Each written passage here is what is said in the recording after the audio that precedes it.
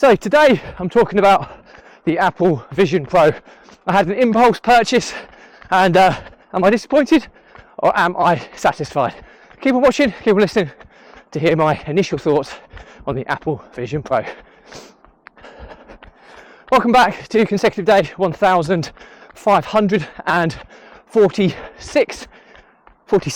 of a diary of a Runpreneur.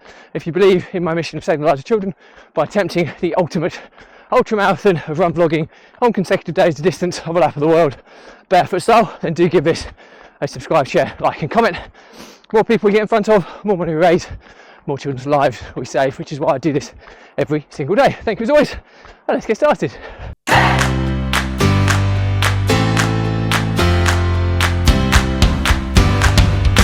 So, consecutive day 1547 of a diary of a Runpreneur, and today is all about the Apple Vision Pro.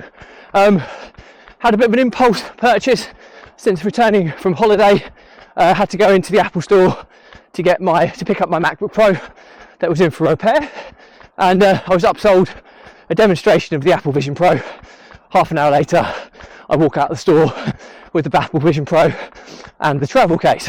First and foremost, it's very expensive. It's £3,500 here in the UK, and then you've got another £200 for the travel case, which is essential really. You're not going to be able to kind of take it anywhere without having the travel case that you can kind of look after. So yeah, first feedback was it's expensive.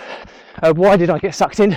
Because the demonstration is, to be quite frank, absolutely breathtaking. Just bear with me a second, I'm just going past someone before I continue this on. Evening. So it's breathtaking. Basically, initial feedback since kind of taking it outside the box and having a little play with it is that it's probably more geared to kind of media users, so people who like to take videos, photography, gaming, movies, where you can be immersed in the actual device. And what I mean by that is that it has this kind of piece of software within it, which spatial awareness. Now you're probably familiar with it with AirPods Pro if you've got them, how the kind of you turn your head and the sound kind of moves around your head, which is quite cool. Well, this is just a whole new level. You're like looking at photos and you're actually in the photograph. It feels like a 3D photo. If you're in a video, you're actually there experiencing the moment, and I think that's where it kind of takes people's breath away the most, is that you could potentially have video recordings of loved ones that may have passed on, and then you can revisit them as if you're there, and that's absolutely priceless. I think as an experience that can be sold to people. You've also got kind of movies and kind of game playing where you can be actually involved in the movie or the kind of gameplay, which is again super cool. So it's kind of virtual reality headset. It's the kind of way of the world now, and I think that we have kind of a couple of choices when disruptive technology like this comes around. We either embrace it or we resist it, and ultimately I think it's only a matter of time before you can't resist it any longer. So I always try and embrace it when they first come out to see where I can get the benefit from. So my opinion is that I've bought it predominantly as a productivity tool, so something that could kind of enhance my business experience or my productivity levels, and I'm kind of undecided at this moment in time.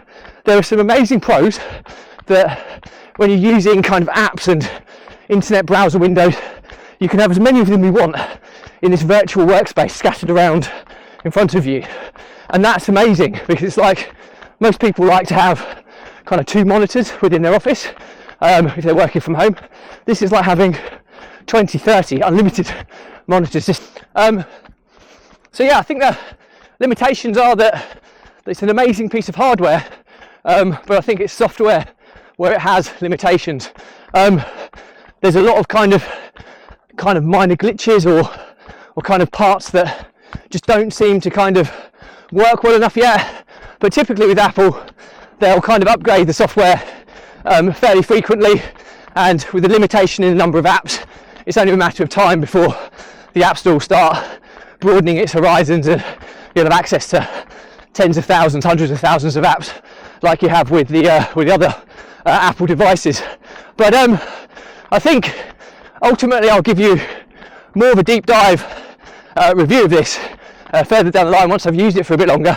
But I have decided to make the jump early and try and capitalise on getting ahead of the technological advancement curve, so that I'm not playing kind of catch up further down the line, because this is the way the world's going, in my opinion, and I think I'd much rather be ahead of the curve than behind it trying to react.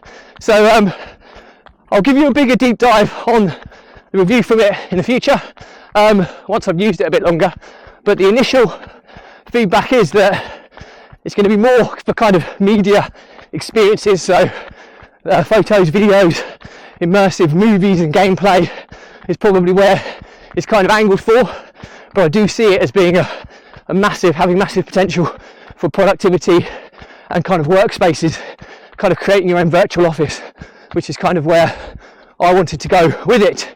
So yeah, learnings from my diary today are that you have, when you get technological advancements of this magnitude, you generally have two choices: embrace the change or resist it.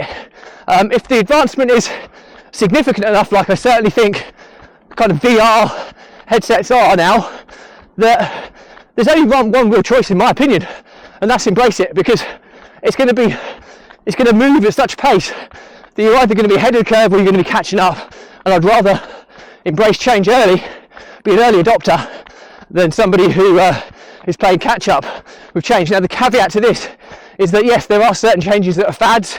They're the ones that you kind of need to kind of weed out and not get caught up in the kind of excitement of change. But when they're significant technological advancements, like I really do believe VR is, virtual reality headsets is, I think you only have one choice. But anyway, that's it from me. Any questions or comments, drop me a line, I'll respond to everyone. Do remember though, if you believe in my mission of saving the lives of children by attempting the ultimate ultramarathon of run vlogging on consecutive days, the distance of half the world, barefoot style, then do give this a subscribe, share, like and comment. The more people we get in front of, the more money we raise, more children's lives we save, which is why I do this every single day. Thank you as always, stay positive, stay happy, and I'll see you again tomorrow.